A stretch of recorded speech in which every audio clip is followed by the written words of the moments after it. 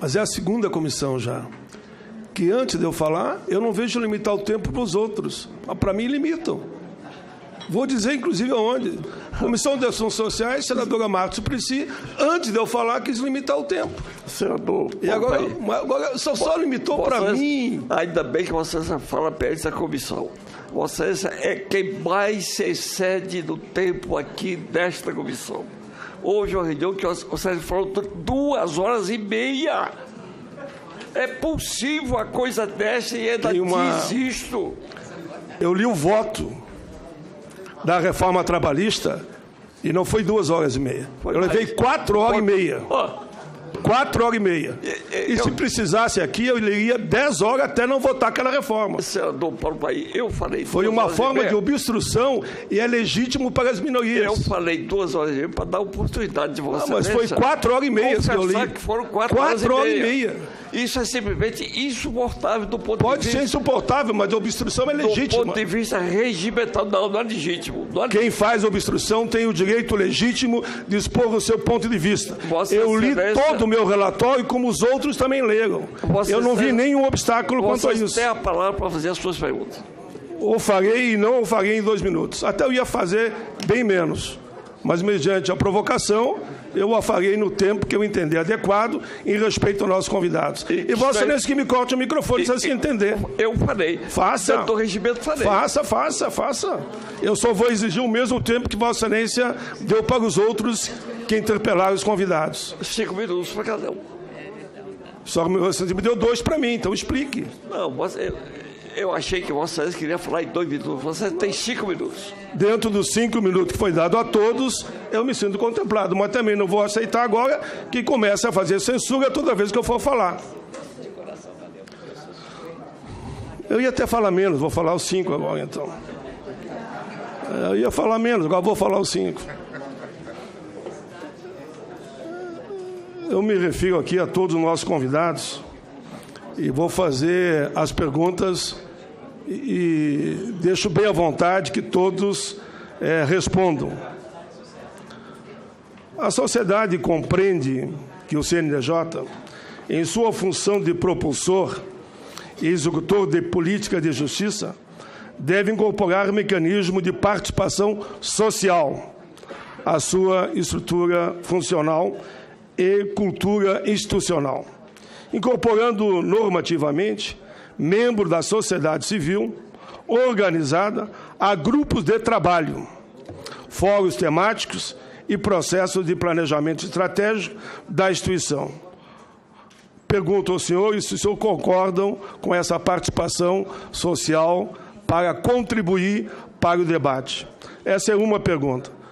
Pergunta 2. E essa eu vou ser mais direto. Eu presido aqui a CPI da Previdência.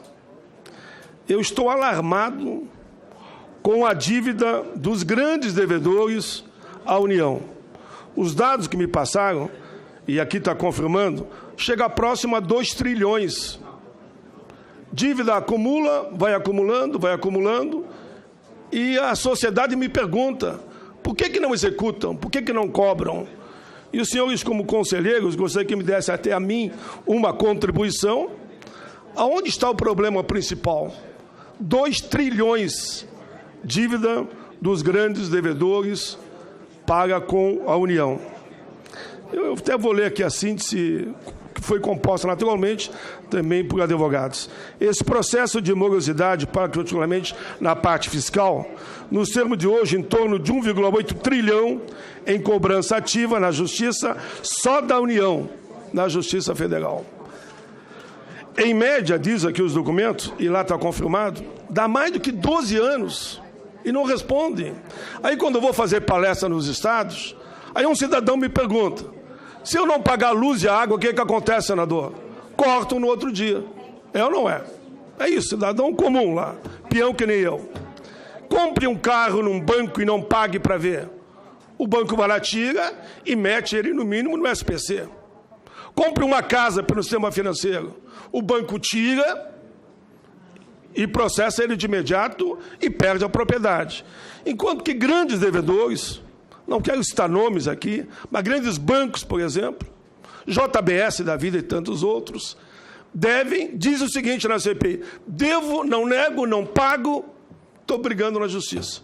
E aí vem os refis da vida que eles inventam aí, anos e anos de refis, e também vão renegociando. E aí aquele que paga em dia se sente como lesado. Tem muito empresário que chega e me diz: pai, os malandros não pagam, fico esperando o refis, a justiça não decide, e eu fico numa concorrência desleal, porque o produto dele chega mais barato ao consumidor. Se vocês pudessem aproveitar a presença de todos aqui, me ajudar para que eu possa, na conclusão dos trabalhos da CPI, ilustrar com a sabedoria de vocês os três. Eu não quero saber se o voto é secreto, já adianto que votei nos três favorável. Meu voto foi para os três. E, por fim, qual a opinião dos indicados a respeito dos desafios a serem enfrentados pelo Judiciário e esse Conselho na promoção de acesso à justiça face o atual momento da crise econômica e, sobretudo, após o advento da emenda 95? Mas eu quero centrar mais, se vocês puderem responder, nessa questão de como é que a gente pode acelerar, que querem fazer uma reforma da Previdência. Eu digo, o problema não é aumentar, porque diz, não tem idade mínima, não tem tempo de controle. Tem. A idade mínima na lei já está 60 anos para o homem, com 35 de contribuição. Homem e mulher, 55 com 30 de contribuição. O problema é de gestão, de fiscalização, combate à corrupção, a sonegação e o desvio do dinheiro da Previdência para outros fins. A Constituição manda uma cesta de arrecadações para a Seguridade.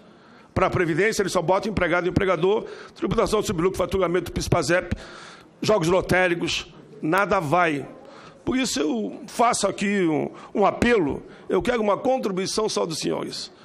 Qual é o caminho para a gente conseguir que os grandes devedores paguem 2 trilhões e falam de tirar do trabalhador R$10 do salário mínimo para responder ao questionamento da nossa Previdência Social?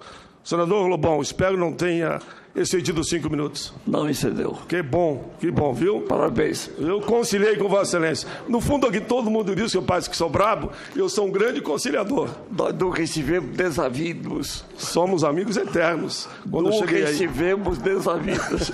Somos amigos eternos. Amigos eternos.